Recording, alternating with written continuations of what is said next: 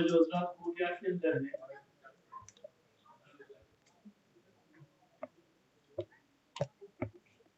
तो गुजारिश के अंदर तशरीफ ले आए।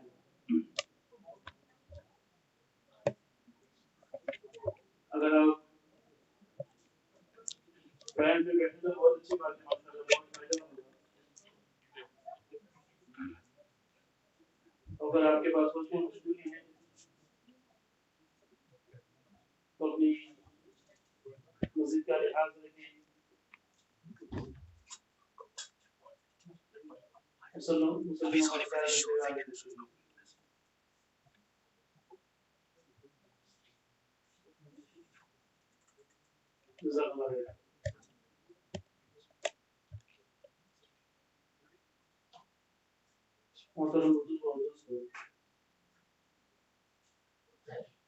सबसे पहले मैं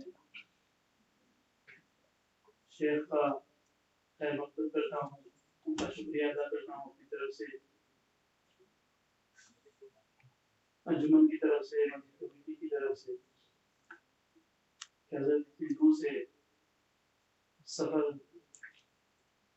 करके तशरीफ लाया और संडे की शाम के लिए जहाँ इंसान 2 घंटे काम के प्लानिंग और पता नहीं क्या क्या उनके दिमाग में चल रहा होता है। अल्हम्दुलिल्लाह अल्लाह हज़रत के आने को कबूल फरमाए और हम सब के लिए उसको पैदा ज़रिया बनाए। आज जिस शख्सियत को सुनने के लिए हम लोग जमा हुए हैं, शेख अब्दुल फत्ताह रहमतुल्लाह अलैहि ने सुफियान थौरी का एक कौल नकल किया है कि अल्लाह ताला ने बुजुर्गों की बातों के अंदर नूर रखा है। बुजुर्गों के हालात सुनने से, उनके पढ़ने से दिल मुनव्वर होता है, दिलों का जंग, दिलों का काम खत्म होता है। आपने मस्जिद की तरफ से जो पर्चा या जो लिफलेट आया होगा उसके ऊपर आपने पढ़ा होगा मुजद्दिद अल-थानी। मुजद्दिद अल-थानी इसके ऊपर मुफस्सल और तफसीली और डिटेल तो शेख फरमाएंगे, लेकिन आप सोच रहे होंगे कि मुजद्दिद अल-थानी कौन है? 2 लफ्ज़ हैं, मुजद्दिद और अल-थानी। मुजद्दिद जिसको इंग्लिश में रिफॉर्मर कहते हैं। हज़रत नबी अकरम सल्लल्लाहु अलैहि वसल्लम ने फरमाया कि अल्लाह ताला ने इस उम्मत की फलाह और बहबूद के लिए, उनकी हिदायत के लिए अंबिया अलैहिस्सलाम का सिलसिला कायम फरमाया। जब अंबिया अलैहिस्सलाम का सिलसिला खत्म हुआ, हज़रत नबी अकरम सल्लल्लाहु अलैहि वसल्लम पर जब नबूवत का दरवाजा बंद कर दिया गया, तो दीन को फैलाने की, इशाअत की, बुराइयों को रोकने की जो जिम्मेदारी सहाबा ने अपने सर के ऊपर ली। सहाबा के बाद ताबीन, ताबीन, इस तरह ये सिलसिला चलता गया। हज़रत नबी अकरम सल्लल्लाहु अलैहि वसल्लम ने फरमाया कि अल्लाह ताला मेरी उम्मत में हर 100 साल में एक मुजद्दिद पैदा फरमाएगा, एक रिफॉर्मर पैदा फरमाएगा। उसका काम क्या होगा कि इस 100 साल के अंदर जितनी खराबियां, जितनी बुराइयां, जितनी बिदअतें, अखलाकी बुराई, अकाईद की बुराई, अकाईद की कमजोरी और खराबी, ईमान की कमजोरी, उन तमाम को ये मुजद्दिद आकर क्या करेगा? साफ करेगा।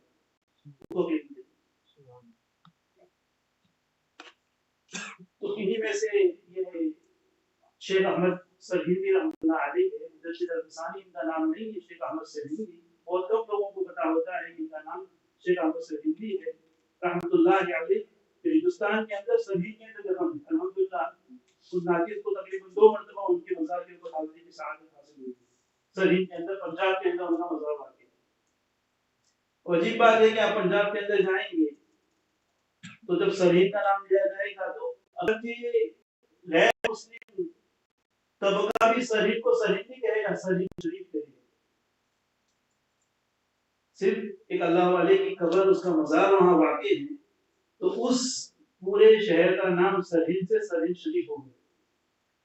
अगर हम अपनी जिंदगियों को उनके साथ उनके बताए हुए तरीकों उसूलों के मुताबिक उनकी तरह हम अपनी जिंदगी बना लें तो हमारी जिंदगी में मुशर्रफ हो जाएगी। तो मुजद्दिद अल-बसानी यानी जब नबी अकरम सल्लल्लाहु अलैहि वसल्लम की वफात को 1000 साल होने के करीब थे तो हजरत का उस वक्त हजरत की पैदाइश हुई है और दूसरी सदी और 1000 साल और दूसरे 1000 साल की जो इब्तिदा है उसके बीच में हजरत अच्छी अकील में पैदा हुए हैं हजरत मुजद्दिद अल-बसानी रहमतुल्लाह अलैहि कहा जाता है। तो ये बहुत मुबारक मजलिस से गौर से सुने और देखें कि अल्लाह वाले अल्लाह ताला नबी शासन की पेशी गोई के मुताबिक इनको भेजा जाता है और कितनी आजमाइश इनके सामने होती है, कैसे कैसे चैलेंजेस उनके सामने होते हैं, जिनके अंदर जो बुराइयां बिदअतें आ जाती हैं उसको किस तरह खत्म करते हैं। और हजरत रहमतुल्लाह अलैहि फारूकी के तकरीबन 130 या 131 वाक़े से हजरत मुजद्दिद अल-बसानी रहमतुल्लाह अलैहि का जो सिलसिला है उनका जो नसब है हजरत उमर फारूक रज़ियल्लाहु तआला अन्हु के ऊपर पहुंचता है। तो उसकी जो मुफस्सिल डिटेल तो हजरत माशाअल्लाह फरमाएंगे बहुत से सुने और इसका आगाज हम सबसे पहले कलाम पाक की तिलावत से करते हैं। उसके लिए मैं हाफिज़ अहमद भरोसा को दावत देता हूं आए कि ताला तिलावत कलाम पाक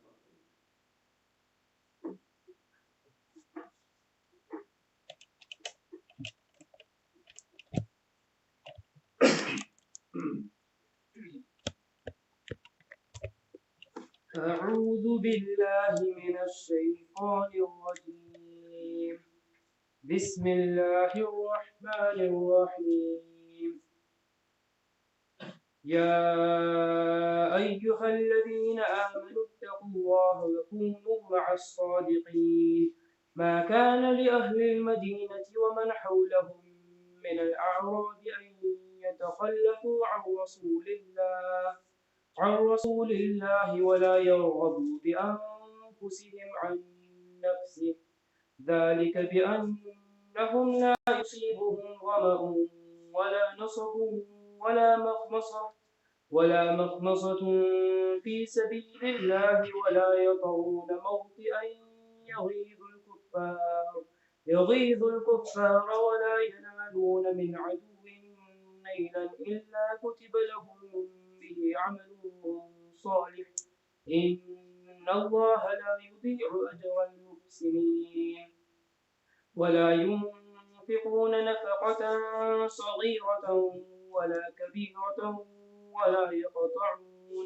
ولا يقطعون واديا إلا كتب لهم ليجزيهم الله أحسن ما كانوا يعملون وما كان المؤمنون لينفروا كافة فلولا نفر من كل فرقة منهم طائفة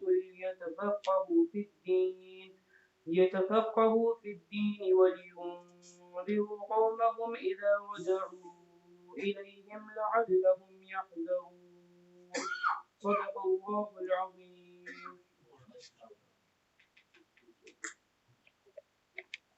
मुझे ताकीद की मेहमान मोहतरम शेख को दावत देता हूं तशरीफ लाए और अपनी गुज़ार करने से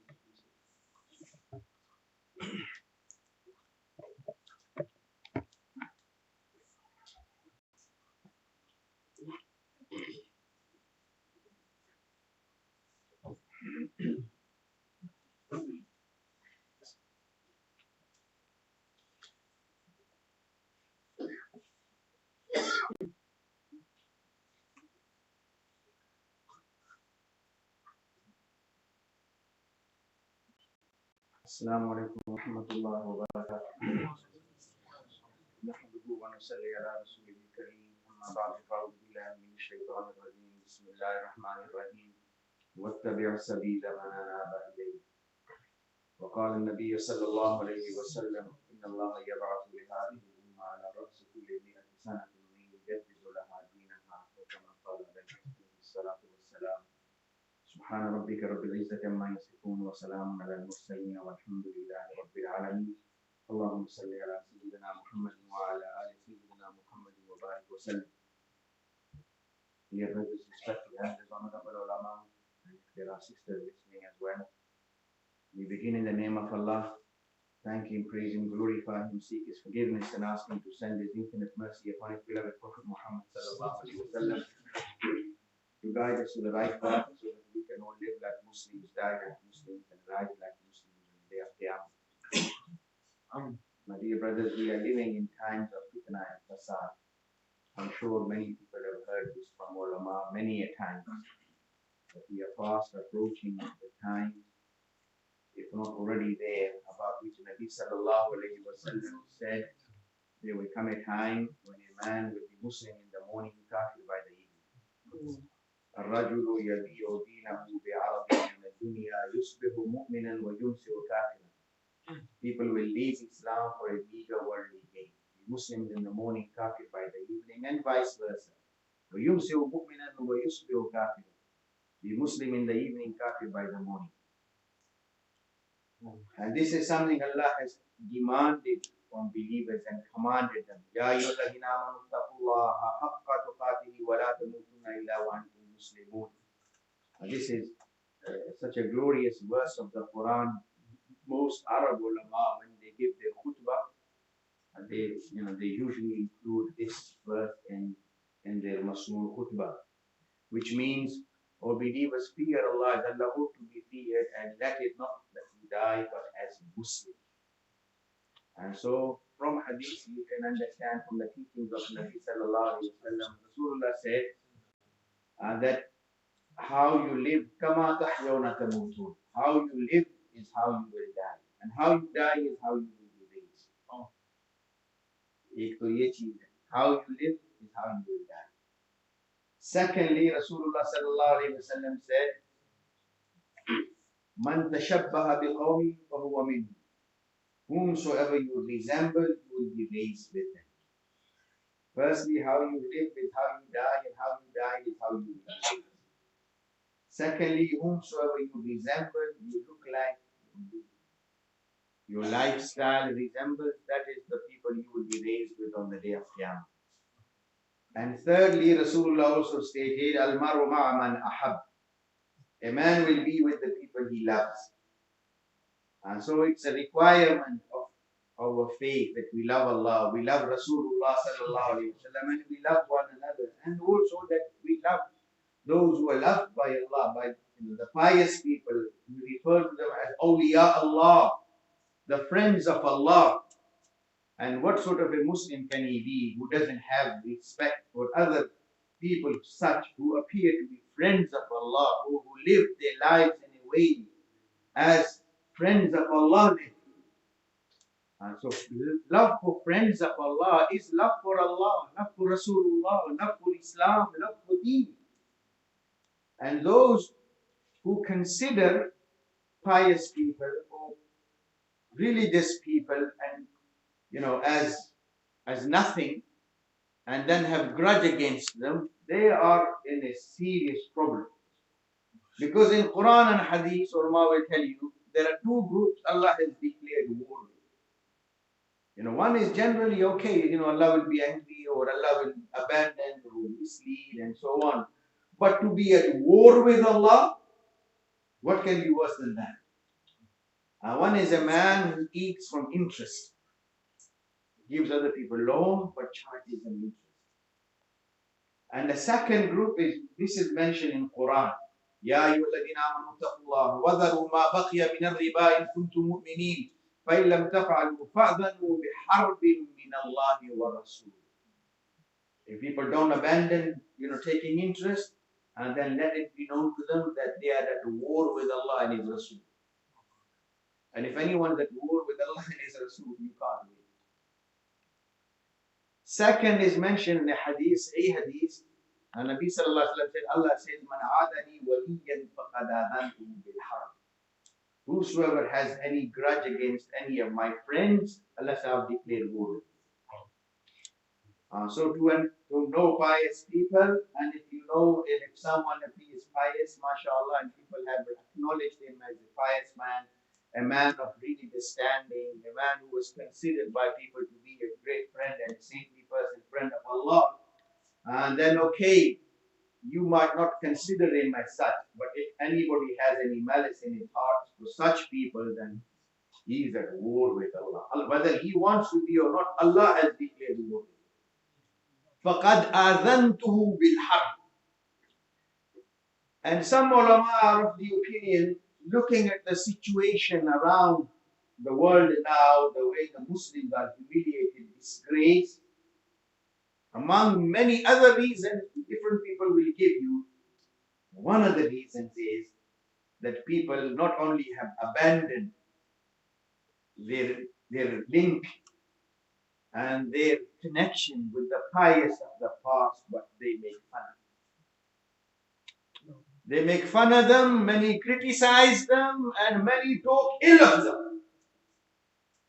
And especially the first. In Tirmidhi, there is a narration in which Nabi Sallallahu Alaihi Wasallam has listed 14 signs of Qiyamah. It's a long hadith.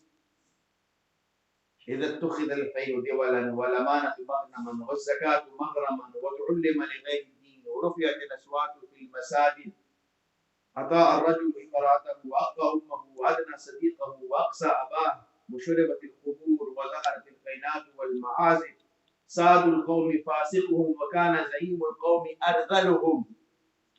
And then Rasulullah, the final thing Rasulullah said, وَلَعَنَ آخِرُ هَذِهِ الْأُمَّةَ أَوَّلَهَا. When the later part of this ummah will curse the first part, that will be like the nail in the coffin. Then that will get so much, and that فَارْتَقِبُوا عِنْدَ ذَلِكَ رِيحًا حَمَرًا وَزَلْزَلَةً وَخَسْفًا وَمَسْخًا وَقَذْفًا. When people reach this level, when the later part will curse the first part, and the first part are the companions of Nabi Sallallahu Alaihi Wasallam, and they were the best part in this ummah, beloveds of Allah, friends of Allah. Then Rasulullah Sallallahu Alaihi Wasallam said at such time there will be such hurricanes, tornadoes, and earth will split and people will be taken in, people's faces will change and there will be showers of rocks. وَنِظَامٍ قُطِيَ السِّلْكُ فَتَتَابَ. And like a necklace, when it breaks, the beads fall upon one another. This is how fitan and calamities will fall upon people, because the last thing was your attachment to your past, to your ancestors, linking you. But when people cut themselves from their ancestors, the first part, the ummah has been coming through generation after generation, then such people will have no value in the eyes of Allah. And unfortunately and sadly, this is some of the things happening in these times. When people make, there are many people, there's a guy in Pakistan, he's an engineer and he talks a lot about, and then he says, one is the deen of the books and the other the deen is of the babis. Awliya Allah ko, Allah walon ko baba kehte hain. And he is pondering, and young people love it, man. Young people love the trouble. Like when people is someone critical of someone, then they think he's got guts and he's got this, but this is foolishness. And this is leading people to anger and azab of Allah. Imam Bukhari has dedicated a chapter to making links with your past, with your ancestors. Bab naqtadi biman qablana wa yaqtadi bina man ba'dana. Imam Bukhari says, if we keep our link with our ancestors, we follow them, in their footsteps, then the people to come behind us will follow us. But if people are not prepared to follow their ancestors, who's going to follow you? So deen is what's come down from our ancestors. And a part of that, subhanallah, rich history of Islam and Muslims are the services of these great awliya Allah, great ulama, our great ancestors. So they say history repeats itself, and we are only connected to the to Nabi Sallallahu Alaihi Wasallam through this link, unbroken chain, generation after generation. Anyone who cuts himself off from their history will be cut off. So this is why it's very important to educate ourselves and our generations about our history, where, mashallah, our deen, our Islam, all of you sitting here, I think, why are you all Muslims? Anybody convert to Islam in this congregation? Any revert? No? MashaAllah, in other communities there are a large number of converts, but here, MashaAllah, it's all a pure race coming from Pakistan. Why are you all Muslims? Why are you all Muslims? Because your ancestors were Muslims. So being connected to your ancestors, if it was so bad, then you would be Muslims today. The only reason why you are Muslims, mashallah, how many of you, gone out of your way to study? You don't have to be an alim to go to a madrasa to appreciate the beauty of Islam. Everybody owes it to themselves. This is something, this level of knowledge where you know and your heart feels confident about Islam being haq. This level of knowledge is essential upon every soul. This is not farz kifaya. Farz kifaya, yes, there have to be ulama in every community who can tackle issues, problems. If somebody, you might not be able to answer every criticism that somebody poses upon Islam. But every one of us is obliged to have such knowledge where we feel confident and trust in Islam, that Islam is haq. But इतना तो सबको होना चाहिए ना भी इस्लाम सच्चा मजहब है, इसके लिए आपको मदरसे में जाने की जरूरत है. Your responsibility to seek knowledge. When you does the doctor automatically come and ask you how you're feeling, or you have to ask the doctor first, doctor, I'm not feeling well? Huh? And then, okay, if you can't go to the surgery, he'll pay you a home visit, but you have to tell the doctor first, okay, I've got a problem. So unless a man speaks to a Maulana, people of knowledge and so on, and tells him, look, I need to know. Otherwise, doubts creep up in your hearts and minds, and they can creep up in anybody. There aren't many people in humanity bigger than Ibrahim alayhi salam. Some ulama say after Rasulullah sallallahu alaihi wasallam, the greatest prophet of Allah, after Rasulullah is Ibrahim alayhi salam. Ibrahim Khalilullah, inni ja'iluka linnasi imama, father of nations. We believe Rasulullah sallallahu alaihi wasallam is Imamul Anbiya, Khatibul Anbiya, but only Muslims accept Rasulullah so far.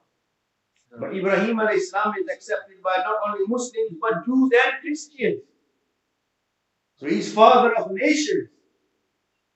Allah has mentioned one of his stories in Quran. In Quran, this is not some saying of some Maulvi Sahib who nobody knows. This is in Quran. Ibrahim alayhi salam said to Allah, Ya Allah, Rabbi arini kayfa tuhyi al-mawta. Ya Allah, show me how you raise the dead. Ibrahim, a man like you asking such a question, don't you believe? Awalam tu'min. So when somebody has got a problem, no problem, shaitan can make all sorts of waswases. So this is why we have to seek Allah's refuge. A'udhu billahi minash shaitanir rajeem. We should always seek Allah's refuge. قل أعوذ برب الناس ملك الناس إله الناس من شر الوسواس الخناس. This is like the icing in the cake, teachings from Allah. Look, anybody can. How are you going to get misled? Because shaitan is on your case 24/7. He will always make wasawis and all sorts of problems to mislead you and confuse you. So you seek Allah's refuge. So think of solutions. There are problems, there are solutions. There are questions and there are answers. There isn't a question to which there is no answer. And so Ibrahim alayhi salam asked Allah, like many times children, gone are the days when you could, when youngsters said something, Papa, Dada, there is an issue problem, and this question, and they said, son, you don't talk like that, we as Muslims, we don't talk like that. And people said, yes, Dad, all right. Our children nowadays going to be satisfied with that? Will you brush it under the carpet? No, you can't. If you let it, then it stink and to rot the whole carpet. MashaAllah. So Ibrahim alayhi salam asked Allah a question.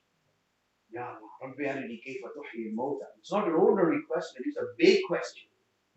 Ya Allah, show me how you raise the dead. Allah said, Awalam tu'min. Ibrahim, don't you believe? Ya Bala, of course I believe, Ya Allah. Walakin liyatma'inna qalbi. I believe, but I want to satisfy, reassure my heart.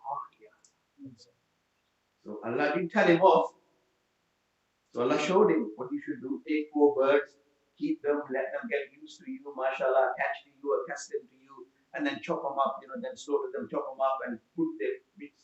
خُذَا أَرْبَعَةً مِنَ الطَّيْرِ فَصُرْهُنَّ إِلَيْكَ ثُمَّ جَعَلَ عَلَى كُلِّ جَبَلٍ مِنْهُنَّ جُزْءًا ثُمَّ ادْعُوهُنَّ يَأْتِينَكَ سَعْيًا وَاعْلَمْ أَنَّ اللَّهَ عَزِيزٌ حَكِيمٌ. And then chop them up, then spread their parts in different mountains, and then fold them, and you'll see them. You'll see them coming. So no problem. You got a question, you got a problem, ask. And you have to reach satisfy yourself in such a way that you have no doubt about it. No doubt about Islam being haq. There are different levels of knowledge, different parts. One is the knowledge of Fazail, mashallah we hear. And then the knowledge of Masail. They say, our Tawheed brothers, they say, with the knowledge of Fazail, you will get shocked. With the knowledge of Masail, your amal will become correct. It's another thing. Not many brothers listen to the Masail, but mashallah, please do. But there is another more crucial part of knowledge, and that is ilmul aqaid. Your knowledge of your beliefs. With your knowledge of Fazail, you get the shauq, the inclination, desire to do something. With the Masail, your amal will become proper. But without your aqidah being sahih, your amal will never get accepted. समझ आ रही नहीं आ रही? ये फजाइल की नफी नहीं हो रही, हकीकत बयान हो रही. Without fazail, you might not get the shauq. Without masail, your amal won't be proper. But even if you have the shauq and you have the masail, if the aqidah is not proper, it won't even get accepted, be thrown back. मिसाब ने मुफ्ती तकी साहब का नाम सुना है? सुना है? उनके वाले साहब को कभी सुना उनका नाम भी? His father's name was Mufti Shafi Sahab. And Mufti Shafi Sahab, rahimahullah, was the Grand Mufti of Pakistan. Not only Pakistan, he was the Grand Mufti of Deoband. Khalifa Maulana Thani, rahimahullah. And Allama Anwar Shah Kashmiri's student, and such people he learned from. Many great prominent Muftis have written, compiled their fatwas. जो बड़े-बड़े मुफ्ती कराम होते हैं ना, वो क्या करते हैं कि अपने फतावा जिंदगी भर के उनको मुरतब कर देते हैं, वो ये publish. Fatawa of the Darul Deoband has been published. Many other muftis have published their fatawas. Maulana Thani rahimahullah published his fatawa under the name of his Shaykh Ajib Darullah Muhajir Makmin quoted in Darul Fatawa. Mufti Shafi Sahab, the father of Maulana Taqi Usmani Sahab, the Grand Mufti of Deoband, he wrote his compilation of some Masail. He called it Jawahirul Fiqh, pearls of fiqh, in which he addressed many sensitive issues. And the first issue he addressed, and he entitled it, Musul al-Afkar ila Usul al-Akfar. Getting to the right mentality in negating or declaring people as kafirs. And in there he's quoted Mullah Ali Qari rahimahullah to have said, Man ankara shay'an من ضروريات الدين فإنه ليس من أهل القبلة ولو كان مجاهدا بالطاعة. Mufti Shafi Sahab, rahimahullah, Grand Mufti of Pakistan and Deoband, father of Maulana Taqi Usmani Sahab, has written, quoted Mullah Ali rahimahullah, a giant in the field of knowledge among the Salaf of Ahlul Sunnah. He said, whosoever refuses, rejects one essential matter of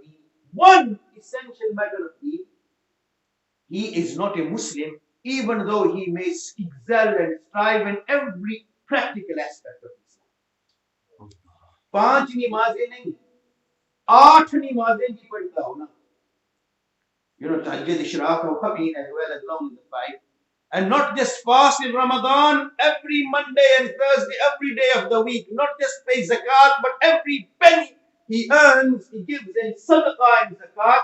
He is not a Muslim in spite of all this. He abandons and rejects. If he rejects one fundamental, essential aspect of it. So, समझ आ रही नहीं आ रही? तो अकीदा is the most important. Fazail, if a person has knows or not, Allah will accept. Masail में भी कमी बेशी अल्लाह दूर कर देते हैं, लेकिन अकीदे में जर्रा भर भी अगर खराबी है ना, even minimum one aspect, fundamental aspect of man ankara shay'an min dururiyat ad-din fa innahu laysa min ahli al-qiblati walau kana mujahidan bil-ta'am. And people's lives are shaped by their aqidah. First and foremost, what you believe. Our brothers, mashallah, go in Jamaat, many give 2.5 hours a day, some 8 hours they say, 3 days every month, or 2 weekend, mashallah, chilla, 4 months, and they'll teach why. This is not just based on the fazail. This is based on responsibility, which is a part of your aqidah. जब कोई तशरीफ भी खड़ा होता है तो पहले वो क्या कहते हैं कि हमने ये काम क्यों करना है, क्यों? Because Rasulullah sallallahu alaihi wasallam is खातमुन नबी. तो हुजूर की खत्म नबूवत सिर्फ फजाइल का हिस्सा है या अकीदे का हिस्सा है? So mashallah, so anyone, this is just an example, सिर्फ एक छोटी सी मिसाल है. Mashallah, tabligh brothers who dedicate themselves, they will shape their lives all around जो जमात के तकाजे होते हैं. बिशब जुमा को मस्जिद में जाना है, आज भी हमारा मुकामी गश्त है, ये भी तरीन का वक्त है, तो 24 घंटे वो उनकी तरतीब. Why is it based around that? Fundamentally because of the aqidah. फजाइल अपनी जगह पर है और उसमें शौक भी होगा, लेकिन जितने पुराने होंगे ना अपनी जिम्मेदारी का जो एहसास होगा कि जिम्मेदारी क्यों है, क्योंकि हुजूर खातमुन नबीयीन है और ये फजाइल में है या अकायद में है. So lives of people are shaped not just with fazail and masail but aqaid. And this is what Allah raised great people for. वो कहते हैं बड़े कामों के लिए बड़े लोग चाहिए होते हैं. For great things you need great people. And Allah, this is the main difference between Islam and other religions. When Musa alayhi salam was around, Allah favored Bani Israel so much. They were Allah's chosen people in their time. وَإِنِّي فَضَّلْتُكُمْ عَلَى الْعَالَمِينَ. In their time, they were Allah's chosen people. Allah, وَإِذْ قَالَ مُوسَى لِقَوْمِهِ اذْكُرُوا نِعْمَةَ اللَّهِ عَلَيْكُمْ إِذْ جَعَلَ فِيكُمْ أَنْبِيَاءَ وَجَعَلَكُمْ مُلُوكًا. Allah raised many prophets among them, generation after generation. Sometimes 2 prophets, sometimes many prophets, one after the other. So many prophets came in Bani Israel. And they pride themselves in being pure race. I was listening to a program, an interview by a Jewish rabbi. And the interviewer was asking him about people converting to Judaism. He said, well, there's 2 things when you convert to Judaism. A non-Jew, a person, he can never be a real Jew. Because you can follow the teaching, but being a Jew isn't just about following the law. Because Jewish people are a nation who have a special covenant with Allah. So if you are not from the Jewish people, you are not part of the covenant. So you can't be a real Jew. You can be a partial Jew, you can follow the teachings of Judaism, but you won't, because you are not a Jew, you are not in that race. So you can't be part of that special covenant. Allahu Akbar. Allah sent many prophets among them. In the Bible it says, from the time of Yaqub alayhi salam when he took his people to Egypt, and by the time Musa alayhi salam led them out of Egypt, there was a period of 430 years. So Musa alayhi salam lived 430 years after Yaqub alayhi salam's time, and Yaqub alayhi salam was the son of Ishaq alayhi salam, who was the son of Ibrahim alayhi salam. And so they were not, just a few centuries down the line. But when Musa alayhi salam led his people out of Egypt, Allah knew Bani Israel, they are so weak. They can't even lift a finger against Firaun. So Allah didn't tell them to fight Firaun. Allah will help them. So Allah ordered Musa alayhi salam, وَوَحَيْنَا إِلَى مُوسَى أَنْ أَسْرِ بِعِبَادِي. Take them out at night. night. So he let them out at night. Allah knew they are not willing to fight and they can't fight. And they are not up to the job.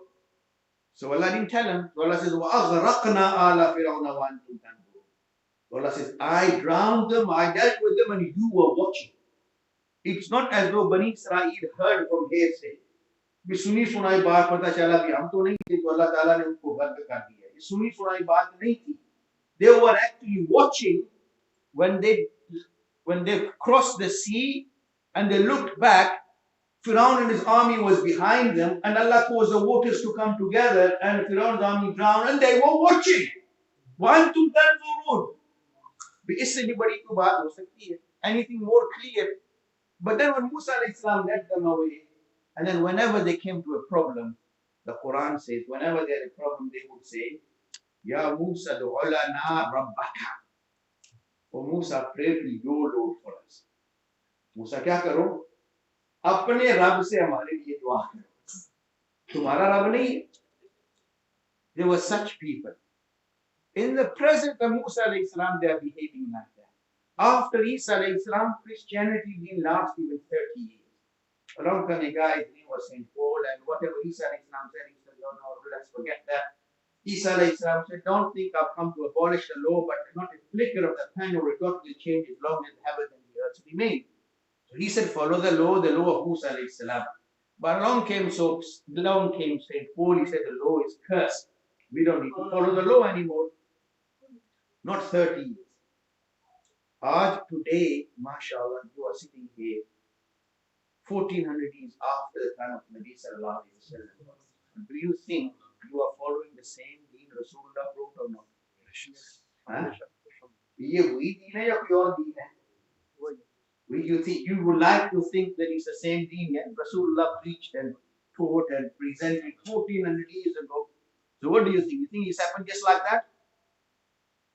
1400 years down the line, 1400 साल मामूली वक्त है, मामूली अर्सा है. Is small time span 40. Bani Israel in the presence of Musa alayhi salam, they could stand their ground. After Isa alayhi salam, Christianity didn't last 30 years, and Islam has withstood the test of time 14 centuries. And even now, mashallah, my brothers, raise your hand. I think I'm out of time. But raise your hand. I'm not going to ask you for money. Don't worry. Huh? Mashallah, roll your hands down. If you can grab something, say Alhamdulillah. If you can't, say Astaghfirullah. You know why? You know what is this? Sunnah of who? Prophet Muhammad sallallahu alayhi wa sallam. Mashallah, many brothers carry wooden sticks in their pocket. Huh? You know those wooden sticks? Why? Sunnah of who? Mashallah.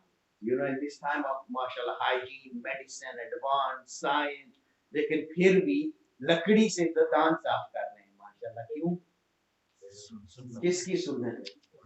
नबी करीम सल्लल्लाहु अलैहि वसल्लम. Rasulullah's teaching is sunnah. So mashallah 1400 down the line in this fashionable age. Fashion to ऐसे बदलता है, you know, mashallah. You know, with every other day, with the sun rising, it's a new fashion coming in. But mashallah, चलो बूढ़ा भी तो है दाई mashallah. अभी साहब बैठे नौजवान mashallah, the young man mashallah. Don't you want to be fashionable mashallah? Be trendy. But mashallah, this is withstood the test of time. To great people like Shaykh Ahmed Sirhindi rahimahullah and the likes of Hadhrat. Rasulullah said, Rasulullah is Khatamun Nabiyyin, last of the prophets. No more new prophet will come. There is one coming back, but he was already a prophet. You know who? Isa alayhi salam. But no new prophet will come after Rasulullah sallallahu alaihi wasallam. But people need people to look up to. This is why Allah said, how many books? How many books came from Allah? कितनी किताबें कितनी आई थी? तो तकरीबन इस्लाम में भी है ना. कितनी किताबें आई थी? You don't have to go to a madrasa to learn Allah sent 4 books. वो तो सारी किताब बच्चों को भी याद होती है ना. Quran, Zabur, Injil, and Quran. How many books? And how many prophets? Many prophets, 124,000 roughly. So what does that prove? That proves every book came with a prophet Every prophet did bring a book. But whichever book came, it didn't come by itself. Allah didn't hang Quran on Baytullah. Allah didn't just send Torah for a mountain and said to Bani Israel, take it. Allah gave Torah to Musa alayhi salam, Zabur to Dawud alayhi salam, Injil to Isa alayhi salam, and Quran to Nabi sallallahu alayhi wa sallam. So Quran is guidance. Allah sent it with Rasulullah sallallahu alayhi wa sallam to show people practically. Because people need people to inspire them. People need people to learn from one another. People need a man to lead them and show them and tell them. So this is why after Rasulullah there were no prophets, but Allah raised people. And the terminology Rasulullah used wasn't just that they will be sayakunu. They will be, Rasulullah said, Inna Allah yab'ath. Allah will raise. Just as Allah said in the Quran, وَوَالَّذِي بَعَثَ فِي الْأُمِّيِّينَ. Allah raised a Rasul from the illiterate people. So Allah will raise such people. At least one such man in every century. When people learn, because Islam is a universal, global religion. Isa alayhi salam said in the Bible, it says, I have not come but to the lost sheep of Israel. मैं बनी Israel की गुमशुदा भेड़ों की तरफ भेजा गया. He only came for the people of Israel. He did not come for the Asians, Africans, Americans, and Europeans. There was only one man who came with the universal identity for the whole world, and that was Muhammad sallallahu alaihi wasallam. وَمَا أَرْسَلْنَاكَ إِلَّا رَحْمَةً لِلْعَالَمِينَ. Allah isn't just Rabbul Muslimin, Allah is Rabbul Alameen. So Allah sent only one, قُلْ هُوَ اللَّهُ أَحَدٌ, the only one, sent only one.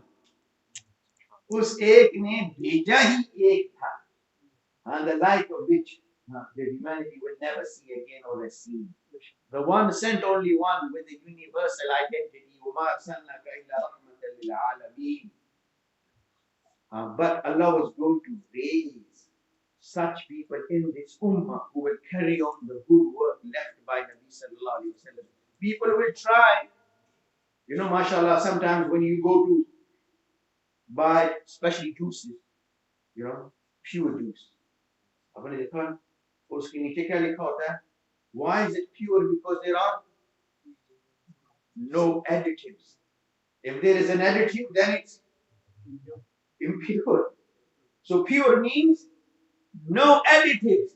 So people will try and make additives into Islam as well. So the reason why Islam is pure, has remained pure to this day, is because there are no additives. So there people have tried to make all sorts of additives, new prophets and other things and so on and so forth, new habits, new cultures, new ways, new this, new that, mashallah. But whenever people have tried, Allah has raised such people. They will remove the additives and present the pure picture. And sometimes these additives are minor, sometimes they are very severe. So the ones which are very severe become kafir. There is a Maulana, please do forgive me if people are very attached to him. I know many are die-hard fans of this particular Maulana. And he says, Ulama Deoband don't do takfir. Like Maulana Sahib hai, international preacher. And he says, Ulama Deoband don't do takfir. In other words, they don't declare people as kafir. I'll just quote you one example of Mufti Shafi Sahib. He's quoted Mullah Ali Qari, rahimahullah, and said, a man who rejects one aspect of deen, he is not a Muslim. Mufti Shafi Sahib was the grand Mufti of Deoband. His teacher, Allama Anwar Shah Kashmiri, rahimahullah, has written a book entitled Ikfarul Mulhideen. Mulhids are people who try to make severe additives into Islam. Allama Anwar Shah Kashmiri says they are all kafir. Those who make additives in aqaid of Islam. Ikfarul Mulhideen. And the only reason why Islam is pure today is because no additives are acceptable. If anybody tries to make additives and you keep accepting it, what would have happened? Islam khalis rehta. So the only reason why Islam is pure today, somebody might have बात समझ गए होंगे इशारा भी कौन से मुबल्लिग साहब हैं वो जो ऐसा कहते हैं नहीं समझे तो चलो कोई बात नहीं Islam doesn't accept tolerate nonsense. When people try to make special severe additives, anybody who does that is out of the fold of Islam. One aspect, Mufti Shafi Sahab has said, Allama Anwar Shah Kashmiri wrote a book, Maulana Manzoor Ahmad Nomani, suna hoga na naam aapne? Yeah? Naam suna Maulana Manzoor Ahmad Nomani. He was a giant in the Indian subcontinent. In terms of knowledge, he compiled a fatwa and got 100 top muftis to declare Shia as kafir. And this particular preacher hugs them, kisses them, and says, no, they are Muslim as well. Allahu Akbar. So in the time of Mujaddid al-Fisani, 1,000 years, India, mashallah, all of us are Indian. Although I'm Pakistani, but Pakistan is part of the greater India, which was before 1947, it was all India. And India has been a special place in the sense, India meaning India, Pakistan, Bangladesh, the combined India. Almost half the Ummah lives in the Indian subcontinent, even now, and has been for many centuries. And Nabi Sallallahu Alaihi Wasallam especially spoke about the end times. And he said there are two groups of people Allah has given immunity from Jahannam. Isabatani min ummati ahrazahum Allahu min an-nar. Two groups of my ummah will not go to Jahannam. Allah has given them immunity. One is a group, Isabatun takunu ma'a Isa ibn Maryam. One will be a group who will be with Isa alayhi salam.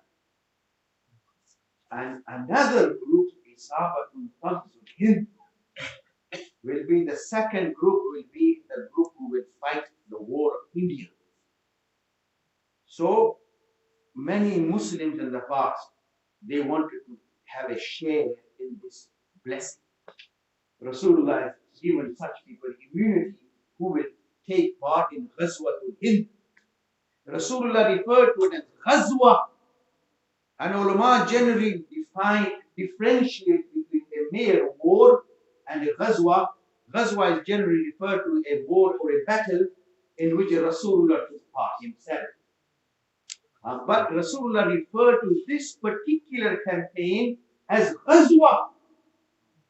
As Rasulullah was looking forward as though he was so happy with this, he made reference as a Ghazwa. So many Muslim rulers in the past have always, they wanted a share of the barakah of this Ghazwa. So there was a man by the name of Mahmud Ghaznavi. Although Islam came to India, Indian shores to Muhammad bin Qasim, but it didn't last very long because he made one quick turn. He went back to get reinforcements and help. Then out of jealousy, he was hung. He was killed. So he couldn't come back. So his conquest did not take root. And so then towards the end of the 10th century, there was another beginning of the 11th century, around 400 years after Nabi Sallallahu Alaihi Wasallam's time. There was a king from Afghanistan. The Indian Muslims owe a lot to Afghanistan because many great ulama scholars of Islam came from there to India. And Mahmud Ghaznavi, he attacked India 16 times. He came all the way to Gujarat as well.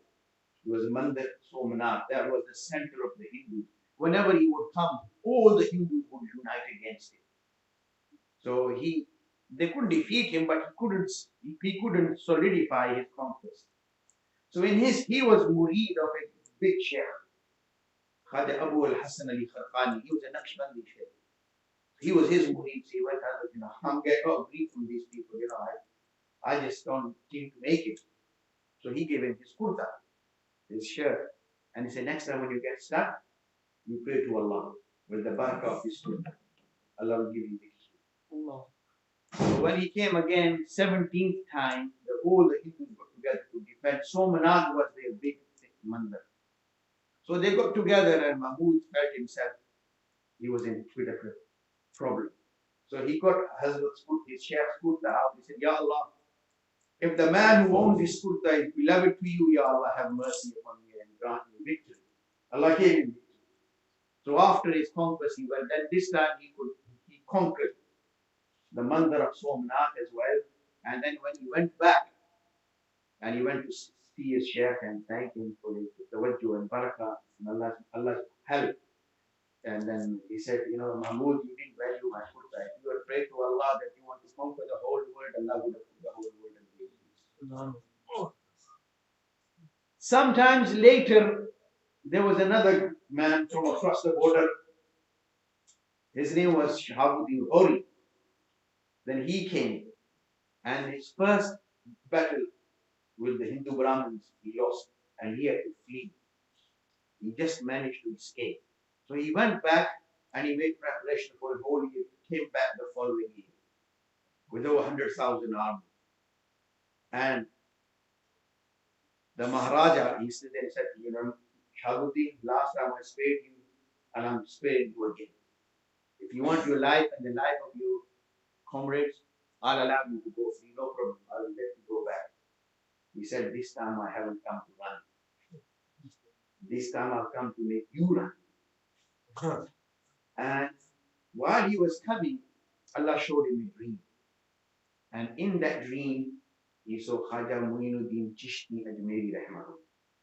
You know the man? Yeah. Have you heard of him? You know, MashaAllah, Azman Yusuf Sahib Rahmahullah, he was our elder here. You know, there are, just as we have 4 madahib, Hanafi, Maliki, Shafi, Hanbali, you know, there are many silsilas of Tasawwuf. The Chishti silsila, Maulana Yusuf Sahib Rahmahullah was part of the Chishti silsila. It goes back to Nabi Sallallahu Alaihi Wasallam. Khaja Nizamuddin Awliya, you know, those who've been to meet the first Nizamuddin, there's a big Buzurak there, he's buried there. His name was Khaja Nizamuddin Awliya. And he was a murid of a big sheikh in Pakistan, who was a Pakpat and Baba Fariduddin Shakarganj. And he was a murid and a Khalifa of Khaja Qutubuddin Bakhtiyar Kaki. And his mazar is near Delhi. And the king at the time, Shamsuddin Al-Tamash, was Hadhrat murid. And he was a Khalifa of Khaja Muinuddin Chishti Ajmeri Rahmahullah. He is founder of the Chishti Silsila. So most Deoband ulama and Mashayikh, they are from the Chishti Silsila. And Khaja Muinuddin Chishti, the founder of the Chishti Silsila, Allah showed Shahabuddin Ghori in his dream. Khaja Sahib said to him, Shahabuddin, don't worry, I'm also coming with you. Khaja Sahib joined him, and because of his barakah, Allah gave Shahabuddin victory, and he was able to defeat. And then the Hindu Raja, he ran, and then Shahabuddin caught up with him and killed him. And then that laid the foundation of the Islamic Empire all the way to Bengal. And then later on, mashallah, generation after generation, until the Mughals, then there was the Mamluk dynasty, then the Tughlaqs, and then the Khiljis, and then the Lodis, and then Zahiruddin Babur, who was the founder of the Mughal dynasty. He defeated another Muslim, Ibrahim Lodi, to take over the reins from Delhi Sultanate and founded the Mughal dynasty. And then Babur, and then his son Humayun, and then his son Akbar. When it matters reached Akbar, he was surrounded by Hindus. In India, although Muslims have ruled since 11th, 12th century, some of you might have been watching Hadhrat. I won't ask you to put your hands up if you're watching Hadhrat. I don't want to embarrass anyone. But many have been watching, and in there they show the Mongols. And Mongols were a big azab of Allah. And they ransacked. Muslims had to bear a large share of their cruelty.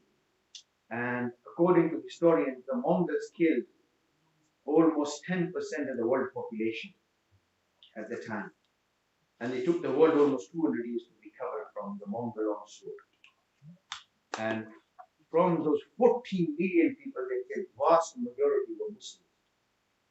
And they ran through the central Islamic empire. They ransacked Baghdad in 1258.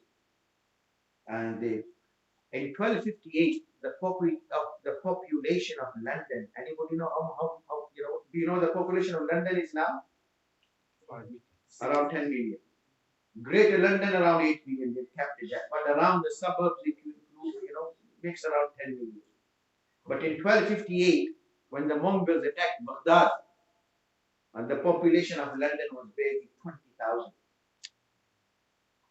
In 13th century, population of London was 20,000. Population of Baghdad was almost 2 million. It was the biggest city in the world. And Muslims were the power before the Mongols came in. And so they ransacked Baghdad and they destroyed it totally. And they destroyed it, then they reached all the way to Anatolia, where Arturo was, and so on. He struggled with them as well. And so the Mongols, they overtook. Then they eventually, Halaku Khan and his subordinates, they captured Damascus. They wanted to capture Jerusalem, and they were knocking on the doors of Egypt. So they went all the way there, but they could not capture India. The Muslims of India, after this time, Alauddin Khilji, he fought many battles with the Mongols, and the Mongols could not defeat him. Recent events in India, Muslims have been on the receiving end of a lot of cruelty. So there was a Hindu journalist or a scholar. They put out a statement that the Hindus should be grateful to the Muslims, because before the arrival of Muslims in India, Hindus were just scattered people, tribes and small patches and so on. It was the Muslim conquerors who united India and made it a formidable country. And when the Mongols ransacked almost half the world at the time, they could not enter into India because the Muslims stood like a wall of rock in front of them. And Alauddin Khilji, he taught them lessons many times. And then eventually the Mongols abandoned the whole idea. But then later their descendants accepted Islam. And Babur was from their descendants as well. And then he came, and then he captured Delhi, defeating Ibrahim Lodi, and then he set the foundations for the Mughal dynasty. And by the time Akbar came, the Indians have made a movie about him called Mughal-e-Azam. He ruled for almost 50 years. Majority of the people around him were Hindus. Some of his wives were Hindus as well. And Akbar at the time, although he was born a Muslim, but in his temple, in his palace, there's as many Muslims now, mashallah, you have Zamzam in their homes. And many people, because it's so convenient and mashallah, it's so easy now, although it might cost a little bit more, but mashallah, they can easily get, Allah has given them, mashallah, and they can buy, and mashallah, many families, they drink Zamzam like ordinary water, because it's readily available here. But in Akbar's palace, there used to be a constant presence of water from the river Ganges, where the Hindus drink, and he would drink from that. And many of his advisors were Hindus. And Hindus, they worship the cow. Hindus, they say, one of the reasons why they worship the cow and adore the cow, वो कहते हैं कि दो ही तो चीजों का दूध पीते हैं, एक माँ का और एक गां का. So they refer to cow as Gau Mata. Cow, mother cow. Because they say you drink milk, humans drink milk generally of either their own mother or a cow. So they treat the cow as a mother as well. So because Hindus have so much respect for cows, so Akbar, in order to keep the Hindus happy, he forbade the sacrifice of cows. It was unlawful in his reign to sacrifice a cow to Muslims. There was a Mufti Sahib in Pakistan. He passed away now. He was very outspoken in some issues as well. Mufti Zarwali Khan Sahib rahimahullah. He was a great man. Some of you might have heard some of his clips. He goes, और चीज तो खाओ ना खाओ, गाय का गोश्त जरूर खाओ. He said, whether you eat something, because cow is the only thing. Allah says, Inna Allah ya'murukum an tadhbahu baqara. Because this Allah commanded they should sacrifice. The bakre ka gosht theek apni jagah par acha hai. Tasty hoga. Some people prefer chicken to whatever. But Allah doesn't say, Inna Allah ya'murukum an tadhbahu jaja. Or an tadhbahu al-ghanam. Inna Allah ya'murukum an tadhbahu baqara. ये मुफ्ती साहब का तफर्रुत था या जो भी समझ लें, whatever his opinion was, whether you sacrifice anything else or not, but you must slaughter cows. But Akbar made it unlawful in order to keep the Hindus. सब कुछ साथ लेकर चलना चाहिए. बाद मौके होते हैं इसको जरूरी है कि सबको आदमी साथ लेकर चले. So Akbar made it unlawful, and there were many things he tried. And then the biggest thing that he did was he claimed that Islam had come because time, Allah is divided time. Allah says in Quran as well. إن عدة الشهور عند الله 12 شهرا في كتاب الله يوم خلق السماوات والأرض. Allah has divided time into days, weeks, months, years, centuries. And then the highest is millennium. There are levels, there are mayar होते हैं, पैमाने होते हैं. People measure distance in meters, millimeters, centimeters, meters, kilometers, and so on. So there's a kilometer. So that the measure of time, seconds, minutes, hours, days, weeks, months, years, centuries, millennium. Millennium is sort of the ultimate in the scale of time. So Akbar said Islam had come for 1,000 years. He made it clear. Because now his reign was approaching his reign coincided with the completion of the first 1,000 years of Islam. So he made a claim that Islam was sent for 1,000 years, and 1,000 years come to an end. So now Islam has become invalid. Like you buy things that says expiry date. Sometimes it's best before, but sometimes it's expiry date. So he said Islam had come with an expiry date of 1,000 years. So now Islam is expired. So now, if it's expired, then we have something in its place. So he says the real Islam which came with an expiry date of 1,000 years, and expired, now we need a new deen. So then he got his advisors and people together, Christian. There were few Christian or Hindus mainly, and with some ulama who he could buy out. And then he formulated a new deen. And he called it Deen Ilahi. And he tried to enforce it upon people. And Akbar, at the time, in his time, nowadays the biggest economy in the world is the Big Apple. It's roughly 25% of the global GDP, which means all the produce, the wealth, humans generated all over the world. Around 25% is just in America. So it's the world's biggest economy.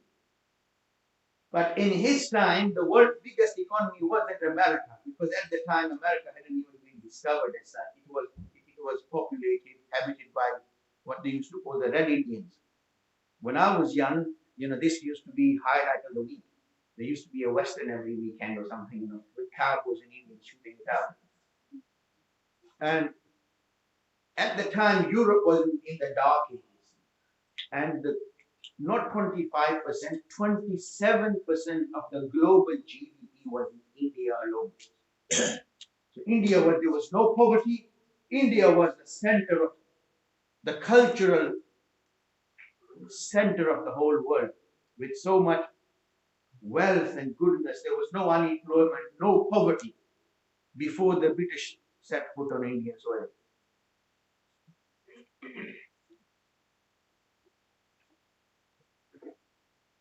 And then Akbar's son, after he died, he was succeeded by his son. His name was Jahangir. And Jahangir used to weigh himself annually. Once a year, he would weigh himself in gold and then distribute that gold to the poor people. Muslims, Hindus, alike everybody. So from the time of Mahmud Ghazali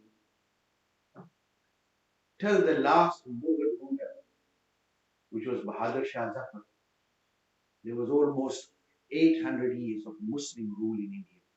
So you can't rule over a country for 800 years while in a minority if you don't get along with them and if you don't take care of them.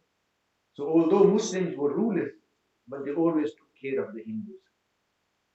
and the Sikhs and the others. You can't rule over a vast country, unless you take care of them, without any fear of rebellions. And Hindus lived happily, they were given the treatment.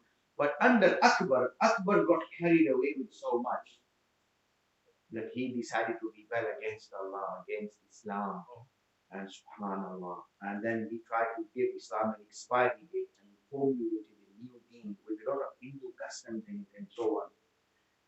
And then Jahangir, after Akbar passed away in 1603, and he became heir, Jahangir's wife was Noor Jahan. And Noor Jahan was a Shia, and a very shrewd Shia. And at the time that Jahangir came into power and Akbar passed away, Iran historically had been sort of a Sunni Muslim state. Nabi Sallallahu Alaihi Wasallam referred to it as Faris. And in number of hadiths, Rasulullah Sallallahu Alaihi Wasallam has praised the area of Faris as well. While referring to Salman Farsi, and he said, لو كان الدين عند ثريا, that if deen was upon Venus, on another planet, in another world, then there will be many people from the offspring of this man, that they will bring deen or knowledge of deen even from the other planet. And then people from ulama say Imam Bukhari and such, Imam Abu Hanifa rahimahullah, they were all from the descendants of the people of Faris. Imam Razi rahimahullah. And also, just incidentally, when Mahmud of Ghazni, Mahmud Ghazni came on his 17th expedition to India, he had launched 16 campaigns before that, and it had drained the treasury. So in his last campaign, he didn't have money to sponsor the campaign, to fund it. So there was a man, his name was Fakhruddin Razi rahimahullah. He was the author of the great Tafsir Razi. Imam Fakhruddin Razi had two sons. And in his time, there was a very rich businessman. He was immensely rich, but he had two daughters. Didn't have any sons. So he saw himself as such that now that he was coming to the end of his life and he's got no sons to carry on his legacy. And he's leaving behind daughters, and daughters can't run a business empire, at least back in the days. So he came to Imam Razi rahimahullah and he said, Shaykh, I've got two daughters, you've got two sons. And if you are willing, I'm willing to give my daughters to you.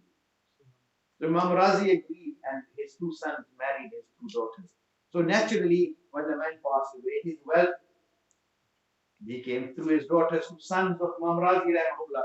So when Mahmud Ghaznavi was coming for his 17th expedition, he didn't have the fund. So Imam Razi's sons or his daughter-in-laws funded the expedition. Allah. So this is, mashallah, Islam has come from the other side, across the border. Now people might not appreciate it. They didn't just give the Russians and the British a tough time, mashallah. They played their part in the expansion of Islam in history. And Islam, which came to India, came from there essentially. The armies brought it, and then the spiritual leaders brought it. And just like Abu al-Hasan Ali Kharqani rahimahullah, he made dua for Mahmud Ghaznavi. Then Khaja Muinuddin Chishti Ajmeri rahimahullah took part with Shahabuddin Ghauri in coming to India.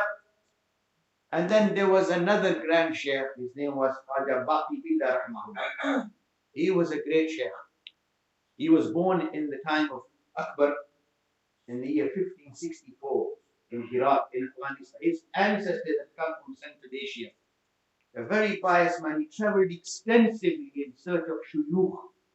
One people travel, mashallah, in search of knowledge, they go to madrasas. That's also very important. But back in the good old days, people used to travel not just to seek knowledge. People used to travel to grand shuyukh to acquire spiritual enlightenment.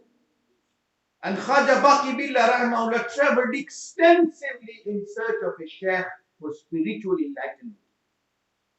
Traveling, mashallah, to Lahore, to Kashmir, from Afghanistan, and all the way to then Central Asian Republic, Samarkand, Bukhara, until he met a man by the name of Khaja Muhammad al-Tangi rahimahullah. He was from the Naqshbandi Silsila. And Allah enlightened him.